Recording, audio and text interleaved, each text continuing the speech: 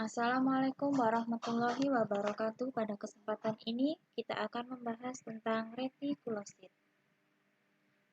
Apa retikulosit? Definisi dari retikulosit adalah eritrosit muda yang sitoplasmanya masih mengandung sejumlah besar sisa-sisa ribosom dan RNA. Mengapa ada hitung retikulosit dalam laboratorium hematologi? Nah, di sini dijelaskan arti klinis hitung retikulosit adalah sebagai indikator aktivitas dari sumsum tulang dan digunakan untuk mendiagnosa adanya anemia. Banyaknya retikulosit dalam darah menggambarkan eritropoiesis yang hampir sangat akurat. Peningkatan jumlah retikulosit di dalam darah tepi menggambarkan percepatan atau akselerasi produksi eritrosit di dalam sumsum tulang. Peningkatan jumlah retikulosit juga dapat dijumpai pada anemia hemolitik, defisiensi enzim eritrosit, talasemia mayor, pasca pendarahan kronis, leukemia, kehamilan, malaria, dan banyak lagi lainnya. Pemeriksaan retikulosit. Prinsip dari pemeriksaan retikulosit mengacu pada definisi dari retikulosit itu sendiri, di mana retikulosit adalah eritrosit muda yang tidak berinti dan di dalam sitoplasmanya masih terdapat sisa ribosom dan RNA, di mana ribosom ini mempunyai kemampuan bereaksi dengan zat tertentu, seperti brilliant crescent blue atau new methylene blue. Sisa RNA akan tampak sebagai filamen atau granula yang berwarna ungu atau biru tergantung dari cat yang dipakai. Nah, pewarnaan ini hanya bisa dipakai pada pewarna terhadap sel yang masih hidup karena tidak difiksasi dan diwarnai dalam keadaan yang vital. Maka dari itu pemeriksaan ini atau pewarnaan ini dinamakan pewarnaan supravital. Untuk pemeriksaan kita ada dua metode, yaitu satu dengan cara sediaan basah dan dua cara sediaan kering. Untuk sediaan basah bisa diperhatikan untuk prosedurnya, yaitu satu, taruhlah larutan BCB di atas kaca objek las. Dan yang kedua, kita akan menambahkan setetes kecil darah di atas bercak kering atau ke atas tetesan BCB tersebut. Jadi kita bisa membiarkan dia mengering dulu atau langsung. Jadi misalnya di sini perbandingannya adalah satu tetes besar dan satu tetes kecil. Kita anggap saja larutan BCB-nya 2 tetes, sedangkan untuk darahnya hanya 1 tetes. Tidak dikeringkan juga tidak apa-apa. Jadi misalnya kita mengambil larutan BCB 2 tetes, lalu kita tambahkan 1 tetes kecil darah. Setelah itu kita homogenkan dan ditutup dengan cover. Tapi yang perlu diperhatikan, di sini perbandingannya jangan sampai terlalu banyak. Karena harus tipis, sediaan basah ini harus tipis sekali. Karena nanti akan menyusahkan bila terlalu tebal pada pemeriksaannya. Untuk pemeriksaannya kita akan menggunakan oil imersi. Maka dari itu sediaan harus sangat tipis sekali. Dan untuk hitung retikulosit, ini juga tetap ini retikulosit didapat antara 1000 eritrosit dalam 1000 eritrosit atau kurang lebih 10 lapang panda. Untuk sediaan kering, kita akan membuat pewarnaan dulu. Jadi kita harus menyediakan sebuah tabung. Di situ di tabung itu kita isi larutan BCB atau new methylene blue sebanyak 1 ml. Kemudian kita tambahkan 5 tetes darah, terus dihomogenkan sampai benar-benar homogen. Jangan sampai tidak homogen, apalagi pada saat kita akan mengambil campuran dari larutan tersebut, kita harus menghomogenkan lagi karena sifat retikulosit itu mempunyai berat jenis, dia cenderung di atas bukan di bawah ya. Jadi kita sebelum mengambil campuran dari larutan dan darah tadi, kita harus memastikan bahwa larutan itu telah homogen. Kita ambil 1 tetes campuran itu, lalu kita teteskan di atas objek las, kemudian kita menggunakan cover, lalu kita buat hapusan dengan cara gerakan yang cepat ke kiri, dan diusahakan hapusan darah juga sangat tipis.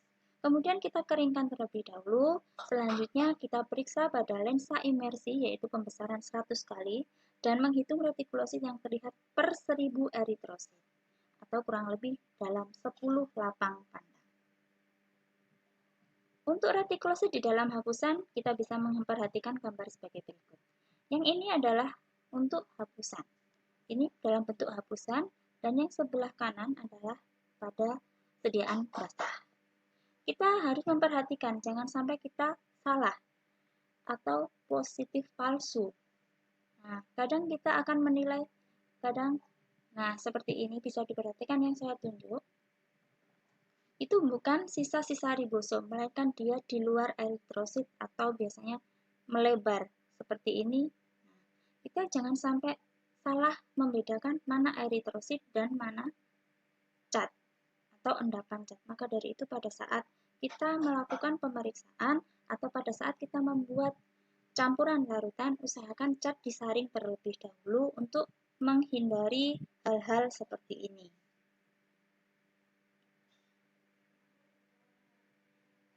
Harus perhatikan ya, yang ini adalah sediaan dari hapusan, dalam berbentuk hapusan, mohon maaf ini cara kering, dengan yang di sebelah kanan adalah cara basah.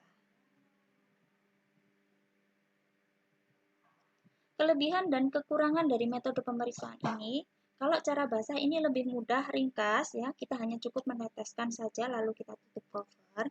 Cuman di sini tidak dapat disimpan dengan waktu yang cukup lama. Dan eritrosit sel retikulosit ini bergerak menyebabkan sel dapat terhitung ulang. Karena memang sediaannya basah. Kalau yang sediaan kering, ini kelebihannya bisa disimpan dalam waktu yang lama jika tidak dilakukan pemeriksaan dengan segera.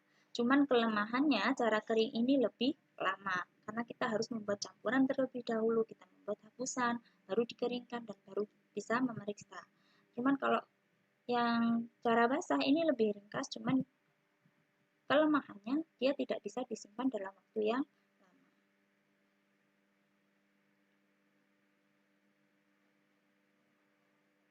Sumber kesalahan dalam pemeriksaan ini juga harus diperhatikan. Salah satunya tadi saya suruh untuk menyaring cat pada saat akan melarutkan. Di sini dijelaskan sumber kesalahannya meliputi apa saja, bisa diperhatikan ya. 1. Zat warna yang tidak disaring mungkin akan mengendap pada eritrosit sehingga mengganggu pada pembacaan sediaan. Jadi kita bisa keliru untuk membedakannya. Mana retikulosit dan mana endapan dari cat. 2. Waktu inkubasi campuran antara darah dan zat warna kurang lama karena paling sedikit kita saat membuat larutan itu diperlukan kurang lebih 30 menit agar cat bisa meresap atau bisa bereaksi sempurna dengan ribosom. Yang ketiga, campuran darah dan zat warna tidak dicampur sampai homogen. Nah, tadi saya sudah mewanti-wanti, jadi pada saat akan mengambil atau pada saat akan meneteskan pada objek las ini, larutannya harus benar-benar kita pastikan sudah homogen. Karena di situ retikulosit mempunyai berat jenis yang lebih rendah dari eritrosit, sehingga cenderung dia berada di bagian atas dari campuran. Jadi harus dihomogenkan terlebih dahulu sebelum kita mengambil sediaan. Selanjutnya adalah menghitung daerah jumlah eritrosit yang terlalu padat. Nah, jika terlalu padat, kita mungkin akan menghitung ulang jumlah retikulosit yang sudah kita hitung. Maka dari itu, saya di sini lebih menyarankan untuk yang ke hapusan ya. Jadi nanti kalau di hapusan kita bisa memilih atau daerah di mana eritrosit tersebar secara sempurna atau normal. Jumlah eritrosit selanjutnya, jumlah eritrosit yang dihitung tidak mencapai 1000 atau tidak mencapai 10 lapang pandang. Nah, tadi saya juga sudah menjelaskan kurang lebih ada 10 lapang pandang. Jadi satu lapang pandang biasanya antara 1000 sampai 1000 lebih dari eritrosit. Jangan sampai kurang ya, kalau sampai kurang nanti retikulosit yang didapatkan jumlahnya juga tidak maksimal. Selanjutnya adalah kesalahan dalam membedakan benda inklusi, benda Hens atau hemoglobin, dan retikulosit. Kalau retikulosit ini berwarna biru dengan filamen dan granula berwarna biru. Tapi kalau badan Hens ini badan inklusi atau bisa juga seperti endapan cat tadi ya yang saya maksud. Nah, tapi kalau badan Hens adalah badan inklusi yang berukuran sekitar 1 mikrometer, warnanya itu biru tua dan biasanya berada dekat membran eritrosit. Nah, lebih ke pinggir dari sel eritrosit, bukan di tengah. Tapi kalau retikulosit itu adalah eritrosit muda, ya, yang tidak berhenti dan sitoplasmanya masih terdapat sisa-sisa ribosom. Nah, itu otomatis retikulosit ini berada di tengah ya. Ini bisa diperhatikan gambarnya. Nah, dia berada di tengah. Nah, di tengah. Bukan seperti ini ya. Nah, bukan seperti ini. Bukan seperti ini. Bukan. Nah, ini mungkin gambarnya kurang ke atas. Nah, biasanya dia itu di pinggir-pinggir eritrosit seperti ini. Jangan sampai keliru. Kalau di sini kira-kira di mana, Bu? Nah, bisa ini. Nah, ini adalah retikulosit. Di sini retikulosit. Kita bisa membandingkan dengan cara basah. Jadi harus benar-benar diperhatikan mana retikulosit dan mana benda Hens ya atau hemoglobin.